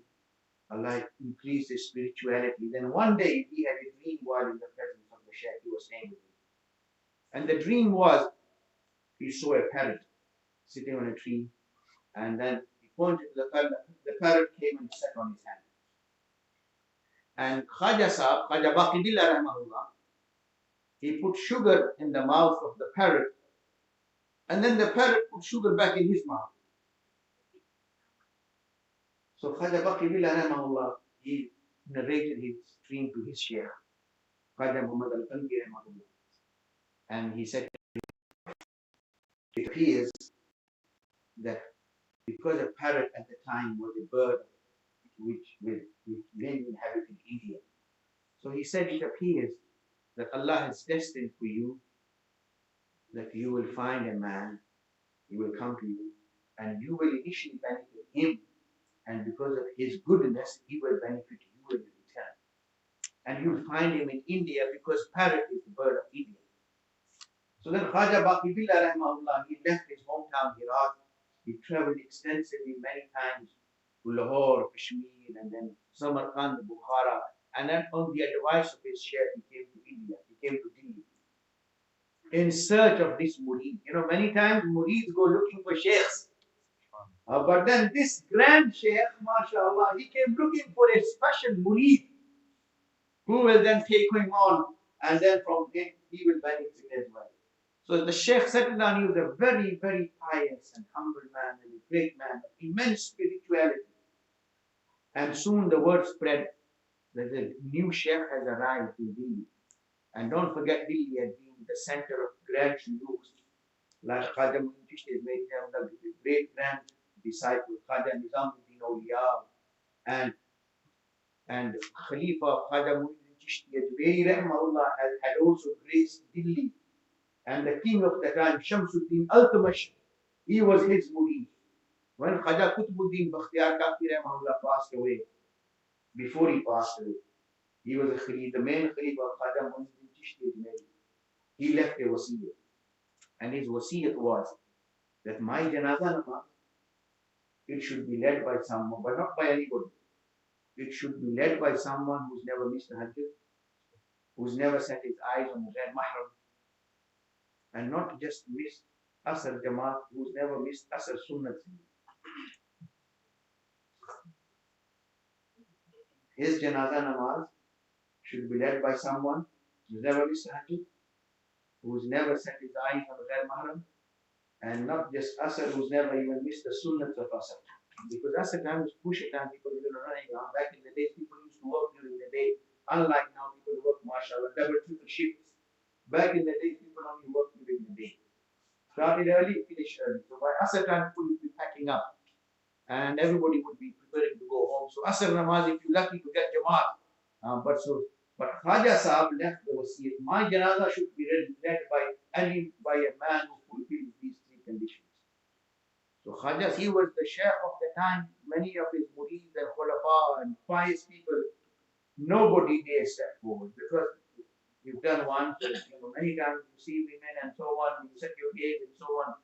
So his janazah is there, but no one is ready to come and lead the janazah because no one fulfills the conditions. So then people saw when he was getting too much, they saw a man coming. He said, I will do the janazah. And he was the king at the time, Shamsuddin Altamash. And he said, this was a secret between me and my Lord and my Shaykh. But on his deathbed, he revealed my secret. Had it been anybody else's janazah, I would not have come to it. It's the janazah of my Shaykh, so I can't let it be delayed so much. Because since I've grown up, become mature, I've never left my hajj. I've never set my eyes on the Ghaib Mahram. And I've never left my sunnah of Asr. This was a secret which my Shaykh was aware and before he left. And so there were the people like that. And Delhi had been the center of such great ulama and mashayikh and awliyaullah. Khaja Baqidillah came here, and when he graced India, the news spread. There's a grand Shaykh. So Khaja Ahmed Sirhindi, Shaykh Ahmed Sirhindi, he was born in the year 1564, 971 Hijrah. Inshallah, well, although he was supposed to be about Mujaddid al-Thani rahimahullah, but perhaps on another occasion we have to complete. But inshallah, finish off very soon. I'll try and wrap up. Allahu Akbar. So Khaja Sahib, Mujaddid al-Thani rahimahullah, he was born into a very pious family. His father was a Chishti Shaykh and a Qadri Shaykh as well. And at the time, there was a great Qadri Shaykh, Shah Kamal Kirti rahimahullah in Sirhindi Sharif. He was a great Qadri Shaykh. His own father was a great Chishti Shaykh. So he'd grown up in a family, noble family, as Maulana said, among the descendants of Umar radiallahu anhu. You know, modern science, one of the fields that it has excelled upon progress on is genetics. You know, they say, you know, you inherit genes from your ancestors. So, Mujaddid Sahib rahimahullah, he had that Faruqi gene in him. And mashallah, standing up to falsehood. And so, Mujaddid Sahib rahimahullah, you know, it runs in the blood, as they say, you know, goodness and pure. Rasulullah spoke about it. Umar radiallahu anhu was saying, if there was to be another prophet after me, it would have been Umar. And when Umar walks a path, then shaitan runs away from him. So this goodness, you know, inherited in his genes from the top. Allahu Akbar. So he was born in the time when all this was happening around him. And he completed his education and mashallah, he acquired his spirituality. But he felt he wanted to excel more. And then he wanted, after his father passed away, then he wanted to go to Hajj. So he left Sirhindi to come to Hajj. And he was going to pass through Delhi. So when he reached Delhi, he had a old friend there, and he stayed night with him. So his friend said, you know, there's a new chef in Delhi, you must come and see him. So he said, no problem, we go and see him tomorrow. So his next day, his friend took him to see Khaja Baqi Billah rahimahullah. And Khaja Baqi Billah, before this time, when the fame spread, and people would come to make his bayah, become murid. I said, you want to do your murid? I said, why you want to do my bayah? You know, go look for someone pious, someone good. And if you find someone, let me know as well, because I'm also looking for someone. He would be so humble, you know, and mashallah. But if somebody insisted, then he would make bayah. He was a very, mashallah, from his appearance, people just knew he's not an ordinary man, he's a man of Allah. But people wanted to make his bayah, but he was just waiting for that one toti, one parrot to appear. So as soon as Shaykh Ahmed came, he only stayed the night there. He wanted to go to Hajj, but when his friend took him to Khaja Baqi Billah, Khaja Baqi looked up and he straight away, that's my parrot. That's my toti for which I'll come. And so normally when people would come to make his bayah, Shaykh would say, you know, why you want to make my bayah and waste your time? You know, go and look for somebody pious. And if you find someone, let me know as well, because I will also come and join you. But this time when Shaykh Ahmed came and he said, then Khaja Baqi Billah said, you know, it'll be nice if you spend some time with me. You know, I would like to be around, mashallah, give me the honor of hosting you and entertaining you. And mashallah, Mujaddid Sahib, Shaykh Ahmed Sirhindi rahimahullah, straight away he felt that click and he was honored to be. And then Khaja Baqi Billah Sahib rahimahullah, he gave him so much tawajjuh. Within a few days, he got him flying spiritually. And then that week, mashallah, few days became a few weeks, and then became 40 days, and then after that, when Mujaddid Sahib rahimahullah, he could not continue his journey to Hajj. So he went back to Sirhindi. Then after some time, he came back again. And this time, Mujaddid Sahib rahimahullah gave him so much. And then when he came, Mujaddid Sahib, when he came the second time to see his Shaykh Khaja Baqi Billah rahimahullah, and then Khaja Baqi Billah Sahib rahimahullah would sit in his gathering and make him in charge of the gathering and sit in the gathering like his murid. So when he'd seen the dream that he saw a parrot come and sit on his arm, he would put sugar in his mouth and the parrot put sugar back in his mouth. So now Khaja Sahib, Khaja Baqi Billah rahimahullah felt now that Shaykh Ahmed Sirhindi excelled so much that now, you know, I need to benefit from him. So then he told his murids as well, now let us sit in the company of Shaykh Ahmed, as though people, even my murids, should turn their focus to him and not to me in his presence. So somebody remarked, Hadhrat, you know, okay, you might be whatever, but you are the Shaykh. And then the Shaykh got so upset, he said, Ahmed is such a star, such a sun, that many thousands of stars like me are lost in his shine. So such a, mashallah. And then Allah gave him that opportunity. He examined Khaja Baqi Rahimahullah, as though although he was same age as him, and Shaykh Ahmed Sirhindi Rahimahullah, although he was born into a Chishti and a Qadri family, but the Silsila Allah wanted to bless him with the Naqshbandi Nisbat, and that Nisbat was so powerful that Allah told Khaja Baqi Rahimahullah, although Khaja Baqi was same age as Mujaddid, they were born in the same year. In fact, Khaja Baqi was 1 month younger than Shaykh Ahmed Sirhindi Rahimahullah. But he had excelled so much in his spirituality, and that when he came, mashallah, he became the mushkil, and then like it would eat of Shaykh Ahmed Sirhindi Rahimahullah. And then he went back, and then he came the third time, and then after that, as though the job for which Allah had raised Khaja Baqi to oversee the development of Ahmed Sirhindi Rahimahullah, so that he would become the Mujaddid and take on all the evil which was now prevailing. Akbar who was the king of the time, was claiming the expiry of Islam. Politics is also part of it. Many people say, siyasat ki baat nahi karni chahiye. Have you heard people say that? Talk about politics in the masjid. Politics is such a part of deen that even though you may not like it, but politics dictates how you even pray. Last year, when Corona was at its peak, there's a Mufti, Boris Johnson. He gave a fatwa that people who gather in places of worship, they have to stand apart. But did Rasulullah say you stand apart? Rasulullah said, join your shoulders.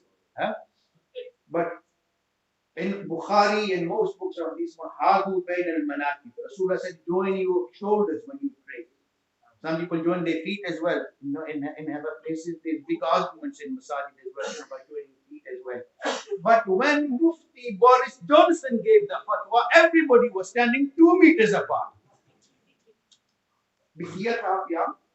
कैसे पढ़ रहे थे इकट्ठे लोग suit किया ना देना तो ये फतवा कहां से आया था डाउनिंग स्ट्रीट से आया था ना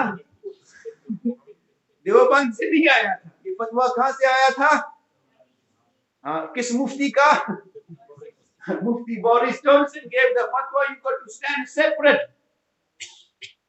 subhanallah so when तो फिर यहाँ ये मसला कुरान में ये हदीस में है या पॉलिटिक्स में है so next time people say, brother, don't talk about politics. They don't know what they are saying. They are equating Islam to Christianity. Because in Christianity, there is a clear divide between politics and church. जो काम नबियों ने किया वो दुनियाई दीन है. What the prophets used to do. जैसे हमारे तबलीग भाई क्या कहते हैं, ये काम नबियों ये अंबिया का काम है ना, पहले नबी करते थे, अब क्योंकि हुजूर आखिरी नबी है तो इसलिए ये काम हमारी जिम्मेदारी है ना. सुना होगा ना आपने, भी कहते हैं तबलीगी ऐसे नहीं कहते कि पहले Allah used to send prophets. Now Rasulullah sallallahu alaihi wasallam is the last prophet, so it's our responsibility. तो जो काम पहले करते थे भी नबी सिर्फ तबलीग करते थे या कुछ और भी करते थे. बुखारी शरीफ की हदीस है, मुस्लिम शरीफ में भी है, कानत बनु इसराइल तसुसुहुमुल अंबिया. बनी Israel, not only did the prophets preach, their prophets used to look after their politics. तो पॉलिटिक्स जो काम नबियों ने किया वो दीन है या दुनिया ये दीन है.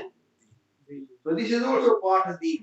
So in fact, politics, it dictates how you practice your deen as well. So Rasulullah said, "An-nas wala deen mulukin." People are on the deen of their rulers. So if your rulers are pious, then your public will be pious. But if your rulers are off the track, the public will automatically go off the track. So in the time of Mujaddid al-Fasani, when you had people like Akbar claiming expiry of Islam, then there was a need for not just a sheikh, a grand sheikh. And that grand sheikh Allah raised was Mujaddid al-Fasani rahimahullah. And at the time he did what he did. Then his son continued, because Jahangir's wife was a Shia. She called prominent Shia scholars to come to India to establish Shiaism. And in his time, Muslim imams, Sunni imams could not take the name of Abu Bakr, Umar and Usman on the mimbar. They could not slaughter cows. They could not take the name of Abu Bakr, Umar and Usman on the minbar. Many Muslims practiced Hindu rituals along with Muslim rituals and so on. So Islam was totally, as it was corrupted to such an extent, Hinduism was overpowering Islam. And in that time, that Allah, and another thing which was prevalent at the time was public was required to make sajda to the king. And everybody used to do that. Even many ulama used to do that. And they would say, well, it is not purely out of respect. There is gunjaish. So Mujaddid Sahib did not do that. He did not allow that. And he would speak up against what was happening. So Jahangir, Akbar passed away in 1603 and Mujaddid Sahib had not started his reformatory mission yet. But when Jahangir came into power, then Allah raised him to the level when he started. And many prominent people in the army and in the court of Jahangir became murids of Hadhrat Mujaddid Sahib rahimahullah. And then Jahangir also felt threatened by his fame and his influence and so on. And so he summoned him to his court. And people advised him, Shaykh, if you go to his court, you have to bend down. If maybe just put your head down like that, at least do something by which we can say, look, he showed you respect. So what they did was, at the order of Jahangir now, they had the gate by which people came to his court, the door height lowered.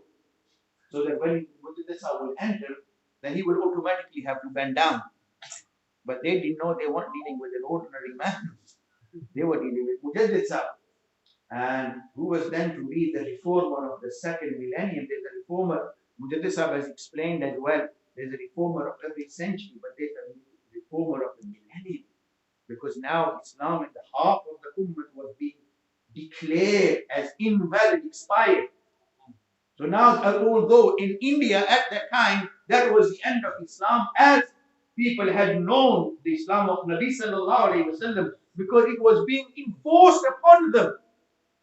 So Mujaddid Sahib, Allah raised him, and then when he came to the court, he didn't bend down like this. He entered like this, with his feet forward. And Jahangir even felt more humiliated. Okay, but why did he have to show his feet? And then, subhanAllah, when Mujaddid Sahib came, they questioned him, what people around him, why didn't you bend down? He goes, this head, this bows down only in front of Allah. But Jahangir was taken so much back, he was so furious, he had Mujaddid Sahib imprisoned. And then just as Yusuf alayhi salam was imprisoned, and then Yusuf alayhi salam started preaching there, Mujaddid Sahib, subhanAllah, the first, when he was in prison in Gwalior, in the castle, in the prison, and then when the time for Salat came, he called out Azan. And so that people would be able to pray. There were many Muslim prisoners there as well, and everybody was just shocked. This is the first Ramadan in prison. And people started praying. There were many Hindu prisoners. Mujaddid Sahib stayed in prison for almost 2 years. And even Western historians have written that while Mujaddid Sahib was in prison, many hundreds of people accepted Islam at the preaching of Mujaddid Sahib in prison. And then eventually there was rebellion was stirring up, where because Jahangir's many people in prominent position were murids of Mujaddid Sahib, so he feared a rebellion, and then he had no option but to release Mujaddid Sahib. But he released him on the condition that he will accompany me. And by the time now he was realizing that Mujaddid Sahib was a good man, and then he requested Mujaddid Sahib to spend time with him and to accompany him on his travels with the army. So Mujaddid Sahib agreed for that. And while he was in prison, mashallah, all the time, zikr, muraqabah, and spending time on your own is also an essential part of a Muslim life. If you read, those brothers who go in Jamaat, if you read the Swani of Maulana Yusuf Sahib rahimahullah, the son of Maulana Ilyas, Maulana Yusuf Sahib rahimahullah, whenever he would go on a Dora in India, from Nizamuddin, he would go first to Saharanpur, spend 3 days with Shaykh Maulana Zakir rahimahullah under his supervision. Then he would accompany the Shaykh Maulana Zakir rahimahullah with Maulana Yusuf Sahib. They would go on a tour. Then Maulana Yusuf Sahib, after completing his tour, he would not come straight to Nizamuddin. He will accompany Shaykh Harunpur Rahman and then spend 3 days there in his Khanqa and then come back to Nizamuddin. And Maulana Yusuf Sahib Rahman, he said it's Sawali Yusuf, and he would say, unless I spend those 3 days there, when I come back, that dirt and influence of the ghaflat around, it just overtakes my heart. Nabi Sallallahu Alaihi Wasallam, before Allah blessed him with the responsibilities of Nubuwwat, what did Rasulullah used to do? He used to take care of Iraq, spent many months there. And Rasulullah has said, Allah put this in the personality of Rasulullah. He felt inclined. He was living in Makkah, not in London. He was living in Makkah, around Baytullah. He could be around Baytullah all the time. But seeing the influence of society there, no, Rasulullah wanted to be alone. Before Allah gave Torah to Musa alayhi salam, Allah is Kalimullah, one of the mighty messengers of Allah. Allah made him do a 40-day itikaf on food. Then Allah gave him Torah. Rasulullah would do chillat in Ghar Hira. Shaykh Abdul Qadir Jilani Rahimahullah spent 25 years after graduating, wandering around in the wilderness, dhikr and ibadah, before he came Shaykh Abdul Qadir Jilani of Baghdad. And then, mashallah, Allah spread his influence on all the silsilas. And even Mujaddid al-Thani, his ancestors, had also lived in the Qadri silsila. Khaja Muinuddin Chishti Ajmeri, before he came to Ajmer, he went to Baghdad and he spent time with Shaykh Abdul Qadir Jilani as well. There was another, he is not known as a Sufi, but he's known as a great other man, Sultan Salahuddin Ayyubi. Have you heard the name? Salahuddin Ayyubi was also a murid of Shaykh Abdul Qadir Jilani. He didn't take on the Europeans, the Crusaders just like that. He had that spirituality, the barakat and tawajjuhat of Shaykh Abdul Qadir Jilani. Shaykh Abdul Qadir Jilani spent 25 years wandering around in the wilderness. So much so, one day he was out there, he felt very thirsty. Feeling very thirsty, he made dua and he saw a bucket appear for water, So he drank it. Thanked Allah. This happened to his hubby as well. These are Kramata Fawliya. Kramata Fawliya are haq. They're also part of our Aqidah. In Riyaz al-Salihin, Imam Nawawi Rahimahullah has dedicated a whole chapter. The book written in 8th, 9th century is called Kramatul Awliya. But nowadays people make fun of these things. And Shaykh Abdul Qadir Jilani Rahimahullah, when he felt a bucket come down and he drank from it, then Shaitan thought it's a good opportunity for me to confuse and mislead Abdul Qadir. So he appeared in front of him, from a cloud, with all lights and noor and buzzing. Shaykh Abdul Qadir, I am Allah. I've liked you so much. I am lifting obligation of prayers and all halal and haram upon you. You clock the levels. Like you would say, you clock all the levels. And so now you don't have to pray or do a thing anymore. Shaykh Abdul Qadir Jilani Rahimahullah thought, well, Allah didn't do that for Nabi Sallallahu Alaihi Wasallam. In fact, Allah said something else to Rasulullah. Ya ayyuhal muzammil qum al-layla illa qalila wa'bud rabbaka hatta ya'tiyaka al-yaqin fastaqim kama umirt. Remain steadfast. Allah said that to Rasulullah, who's Abdul Qadir. So he said, A'udhu billahi minash shaitanir rajim. Looks like you are not my Allah, you are shaitan. He said, La hawla wa la quwwata illa billah, a'udhu billah. So all of a sudden, all those lights just vanished. And he said, you're not Abdul Qadir. Your knowledge saved you. You're a man of knowledge and goodness and piety. Your knowledge saved you.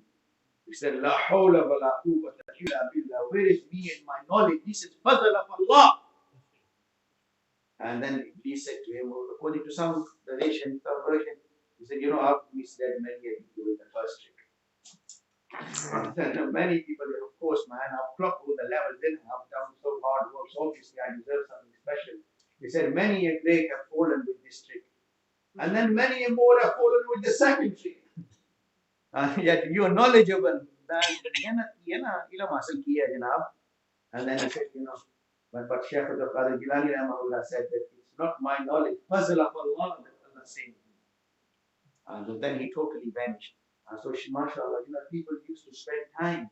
So, Mujaddid al-Qasani, these 2 years he spent in prison, and day and night, muhaqwa, dhikr, fikr, mashallah, and talim, and in the prison, looked like a khanqa. And then when he came out, and Mujaddid Sahib agreed with Jahangir, then to travel with him on route, mashallah, with the whole army going wherever they are. And so the whole army became murids of Hadhrat Mujaddid Sahib rahmahullah. So day and night they did halqas of zikr and muraqbah and mashallah zikr and dars and mashallah.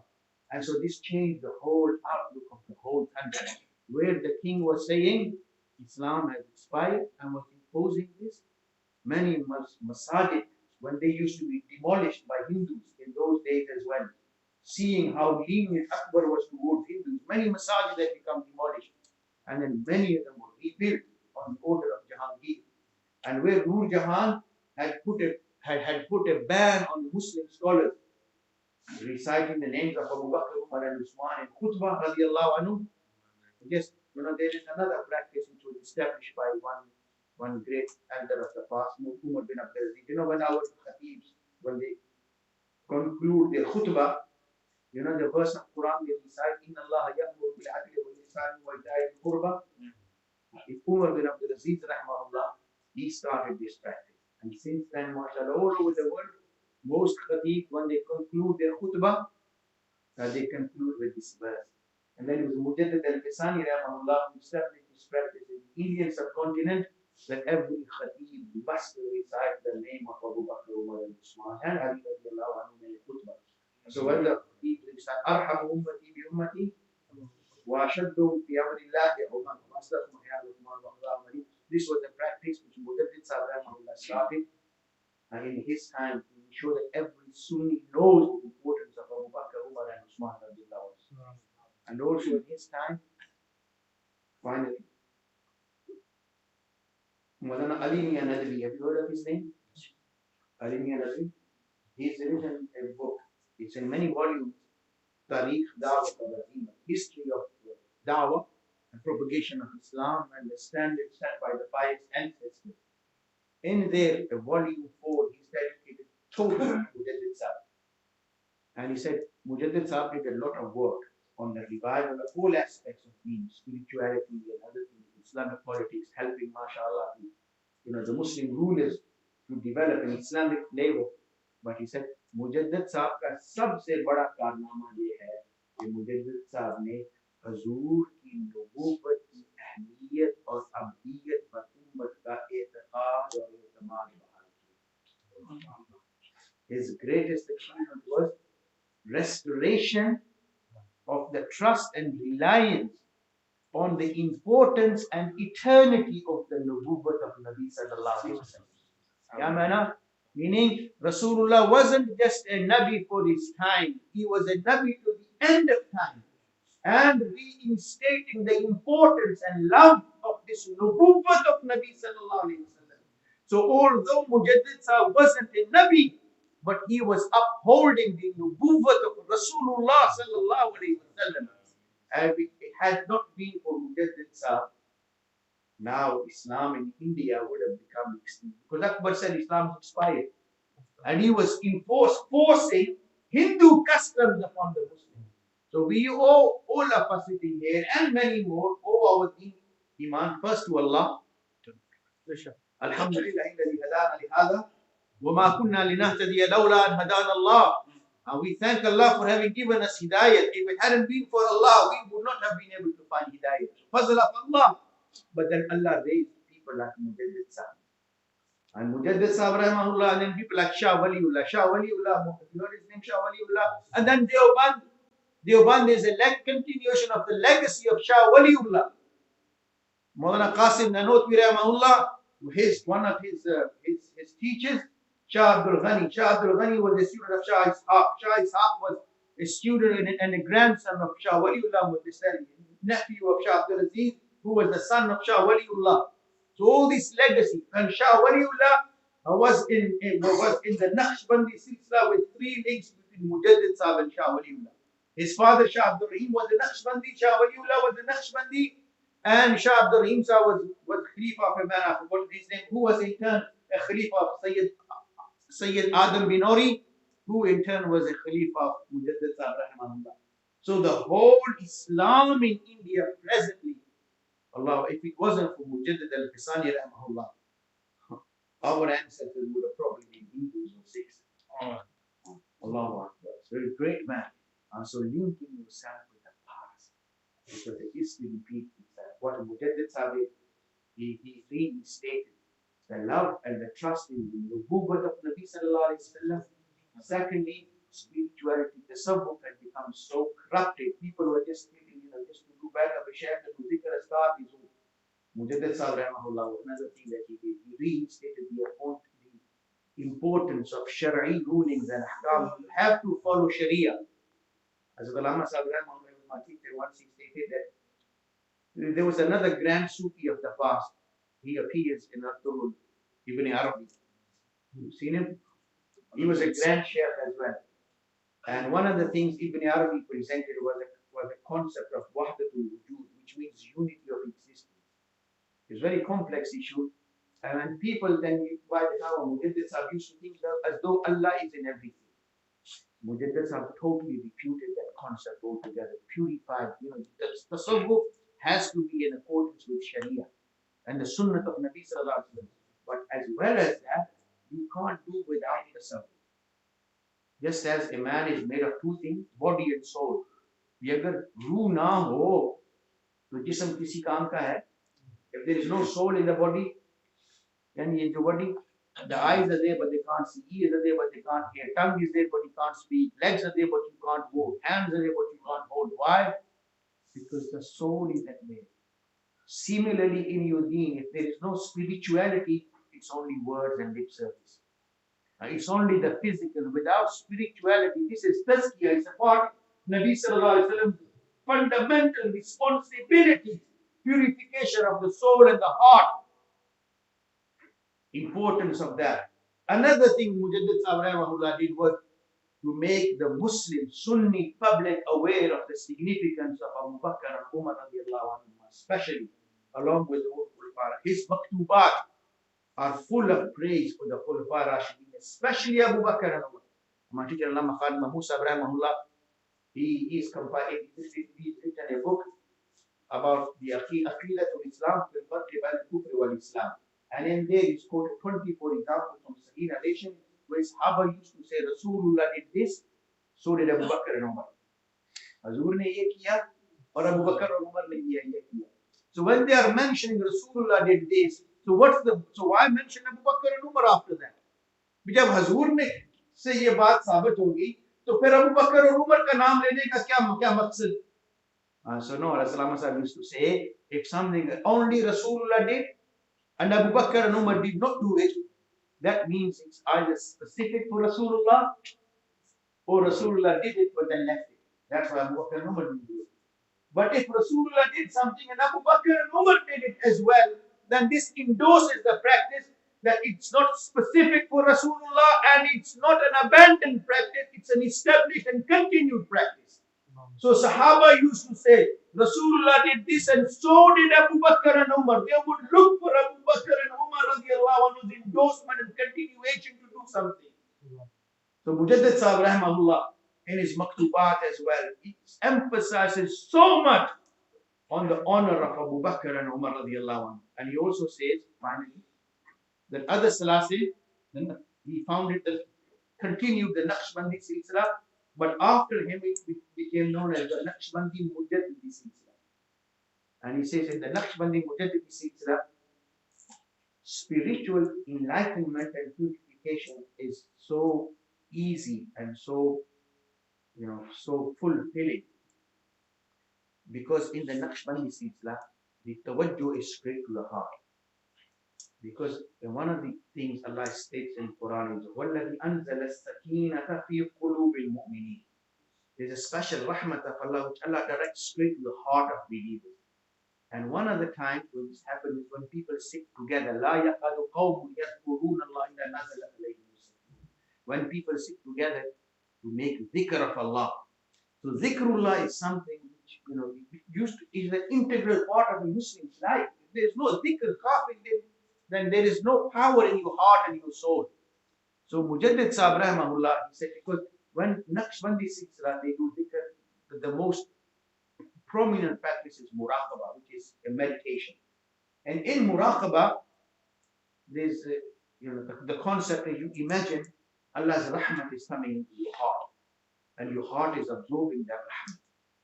And so, just like it's now become easy to understand. In air, there are millions of waves. Can you feel those waves? Can you feel there are millions of waves? But if you put a TV or a radio, what does that do? It picks up those waves and then changes them into sound waves and videos. Yeah, then you can see it. All it is a receiver. You can't feel it, but if you tune it to the right frequency, then you can catch those waves. And so in the Naqshbandi Silsila, this is taught that Allah's rahmat is constantly turning, falling upon you, but because you are not tuned to the right frequency, so you can't feel it. But if you learn to tune into that frequency by contemplation, then you can receive those waves, and then your heart absorbs that rahmat, which is called jazab, and then that jazba increases. So in the Naqshbandi style of dhikr of muraqabah, you absorb that rahmat, and this increases the love of Allah so much that Mujaddid Sahib used to say, anybody who makes bayat in the Naqshbandi silsila, there is no way he can remain deprived except for his own laziness. Otherwise, in the Naqshbandi silsila, the nisbat is so strong that the Naqshbandi nisbat just changes your heart if you do what you are told. And we see, mashallah, in our Ulamaa Deoband, although they were mainly Chishti, Mawlana Qasim Nanoti, Mawlana Rashid Ahmad Gangohi Rahimahullah's Shaykh was Haji Darullah Muhajir Makki. But his first Shaykh was the Naqshbandi Shaykh. And the first Muhtamam of Darul Uloom Deoband was also a Naqshbandi. And Mawlana Qasim Nanoti's Ustad and Hadith teacher was a Naqshbandi. So Naqshbandi Sikhs, and this was so prevalent in these people that they became the great men that they were. And Allah have mercy upon us, and may Allah elevate the levels of all these giants of Islam and our justice to the lofty rank that they deserve. And may Allah keep us all in the right path. نشهد أن لا إله إلا أنت نستغفرك ونتوب إليك. اللهم وفقنا لما تحب وترضى واجعل حياتنا خيرا من الأولى. اغفر وارحمنا وانت خير الراحمين. اللهم إنا نسألك الهدى والتقى والعفاف والغنى. اللهم من أحييته منا فأحيه إلى الإسلام ومن توفيته منا فتوفه إلى الإيمان. وصلى الله عليه وسلم.